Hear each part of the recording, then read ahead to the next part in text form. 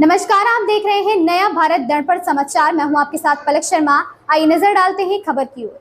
High court ने नगर पंचायत सरसीवा की कार्यवाहक समिति को किया रद्द। हाईकोर्ट ने सारंगढ़ जिले में नगर पंचायत सरसीवा की कार्यवाहक समिति को रद्द करने का महत्वपूर्ण फैसला सुनाया है। इस समिति का गठन नई सरकार के आने के बाद नगर पंचायत के संचालन के लिए किया गया था, जिसे ग्राम पंचायत सरसीवा के सरपंच नीतीश बंजारे और ग्राम पंचायत पवनी के सरपंच महेंद्र श्रीवास ने हाईकोर्ट में चुनौती दे दी थी।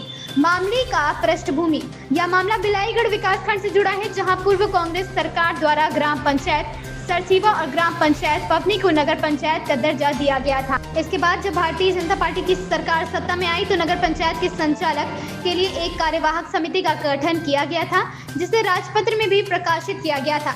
इस समिति के गठन के खिलाफ सरसीवा और पवनी के सरपंचों ने हाईकोर्ट में याचिका दायर की। हाईकोर्ट का फैसला।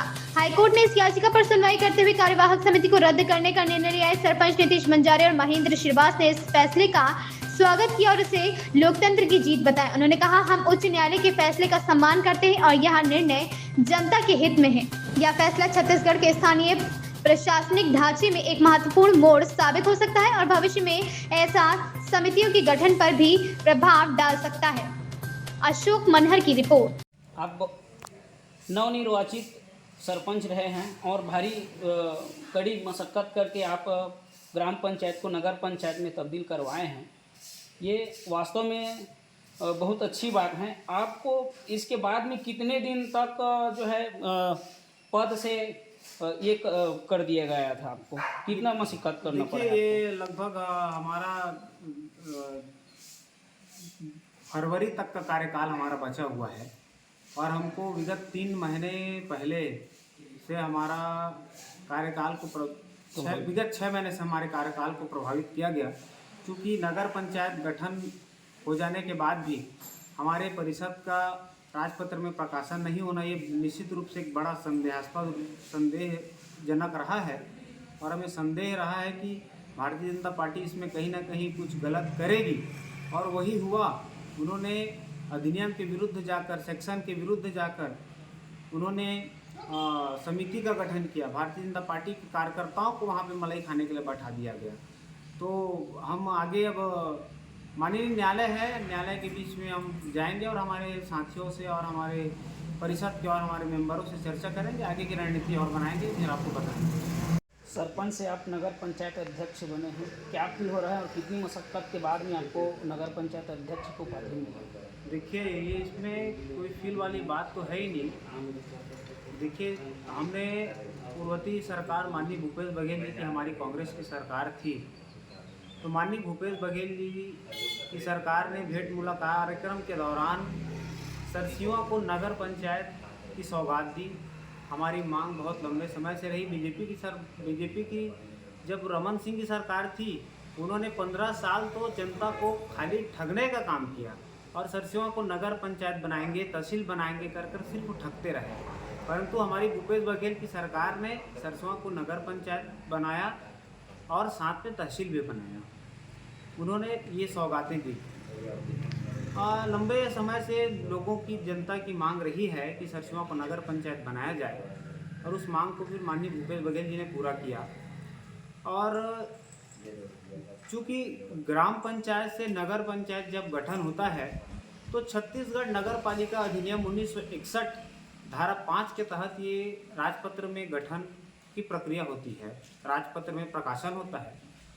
और वही छत्तीसगढ़ नगर पालिका अधिनियम 1961 के धारा 5 के तहत ही परिषद का भी गठन होता है और उस परिषद में जो निर्वाचित जो सरपंच और जो ग्राम पंचायत के पंच होते हैं, वही अध्यक्ष और पार्षद के दायित्वों का निर्वहन करते हैं तब तक, जब तक निर्वाचन प्रणाली से नवीन नगर पंचायत का गठन नहीं हो जाता। परंतु वर्तमान में भारतीय जनता पार्टी की तानाशाही सरकार जो है, वो तानाशाही रवैये से बिल्कुल जनता त्रस्त है और वही तानाशाही उन्होंने हमारे यहाँ भी किया। और जितने छत्तीसगढ़ में नगर पंचायत बने हैं, वो माननीय भूपेश बघेल जी के कार्यकाल में उस सभी नगर पंचायतों में उनके जो बीजेपी के चाटुकार कार्यकर्ता हैं, उनको समिति गठित कर उनको वहाँ पे मलाई खाने के लिए बैठा दिया गया।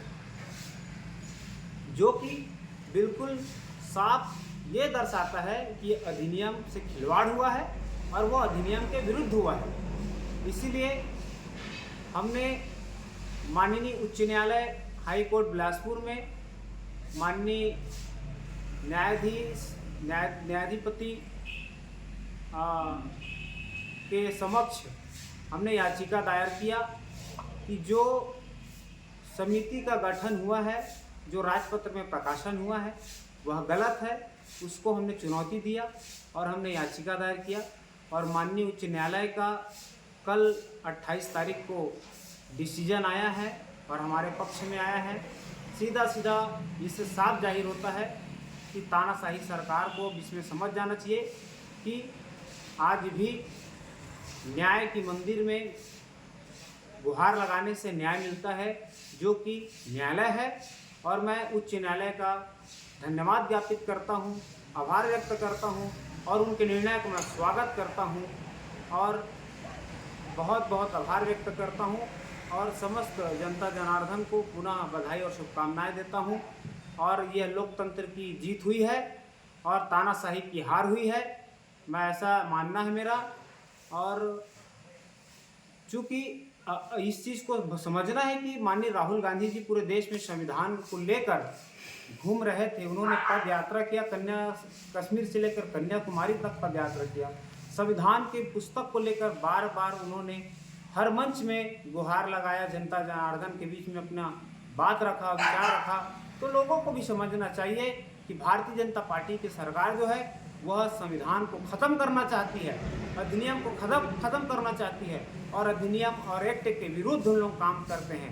उन लोग स्वतः अपना अधिनियम लागू करना चाहते हैं, लेकिन ऐसा हम नहीं होने देंगे जब तक हम ये जो सरकार है या भारतीय जनता पार्टी के लोग हैं या भारतीय जनता पार्टी की सरकार जब तक इस तरह से लोकतंत्र की हत्या करने का काम करेगी, तब तक हम अपना आवाज़ उठाते रहेंगे और न्याय के मंदिर में हमें पूरी उम्मीद है कि हमें न्याय मिलेगा।